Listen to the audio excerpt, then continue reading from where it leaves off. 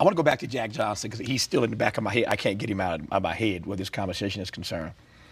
Who have you felt most often like in the ring fighting the record industry? Like Jack or the opponent? Oh, like Jack. Like Jack? Yeah. Tell me why. Well, because I knew I was right. You know, we talked about this in our very first interview and conversation together. It's obvious now that artists are supposed to own their master recordings. I mean, in the future, it'll be unconscionable to even think you can take somebody's creation and claim ownership of it. See, unfortunately, this discussion is going to start to barrel into a discussion about the human genome and the DNA and all the rest of it. When it gets there, then we're going to be in the deep water. See, so it's better to start the conversation now before we get into God talk, you know? There are 4 songs that I want to ask you about, and I did what I have never done before, which is to actually print these lyrics out. Some of them, since the record is so new, I'm learning some of them. I got some of them memorized. Who gave you the lyrics, though? I've seen some really strange rewrites of my stuff. Well, I've seen one time they said the lyrics to When Doves Cry was, dig, if you will, the picture of me, Marvin Gaye, and the kids. Yeah.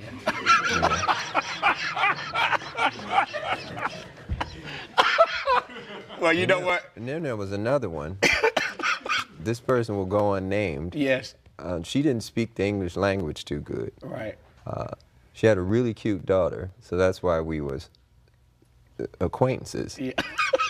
But she swore up and down, Little Red Corvette was pay the rent, collect. Yeah. Well, you know what? So you need to let me check that. Yeah. person. You know, I'm a fast learner, so I'm not going to read none of these on the air. I'm just going to ask you about the songs and about the lyrical content. And for those who don't have the record, you can go to lotusflower.com and get it. And follow along at home. Even if you're 2 or 3 days late, you can play this back and follow along. In no particular order, since we mentioned Dreamer first, tell me about Dreamer. Oh, well, when I saw the State of the Black Union, Dick Gregory really moved me and a lot of my friends. I show it to everybody that comes over the house, especially white folks, because they need to hear that, you know, so that they know more about all of us. Because what he said affects all of us. He said something that really hit home about this phenomena of chemtrails. And, you know, when I was a kid, I used to see these trails in the sky all the time. And so, oh, that's cool. A jet just went over. And then you started to see a whole bunch of them. And the next thing you know, everybody in your neighborhood was fighting and arguing, and you didn't know why. Okay? And you really didn't know why. I mean, everybody was fighting. So he started riffing about the chemtrails. And he started to say things that hit home so hard. And I would recommend that everybody try to get what he said online or wherever and try to get a copy of it and just listen to it. Because I was so moved that I had to write the song. And then when you leave, with all the hassle, can you have that love? I'm so tired of you black folk walking around looking all evil like that's gonna change something. Looking all mean and talking all crazy. Let them tell you about your children. If I sit here today, and these are all white folks, and they're putting some sleeping pill in my water, and I sit up here and doze off and go to sleep, and everybody told in the world, niggas is lazy. They tired. No, that's because you too naive enough to know what they putting in my water. Okay?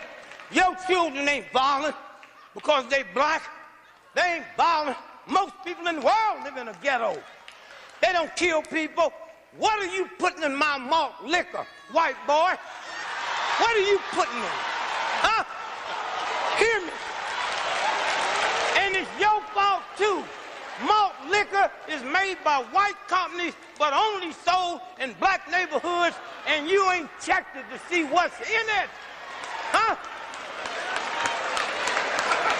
How much lead are you putting in my neighborhood?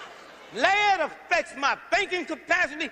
Lead is only one thing on the planet more dangerous than lead, and that's manganese. Manganese will make you kill your mama. And let me tell y'all something. If you want to see the largest homicide rate in the world, it ain't in no black ghetto in America. It's a little town in Australia where them white folks' homicide rate is 200 times what their population is. And that town just happened to be located across the street from a manganese plant. Here you go, right here. Sit back down, Dick. Don't lose that mic, yeah. That town is located across the street from a manganese plant. How much manganese are you spraying in my neighborhood at night while I'm asleep?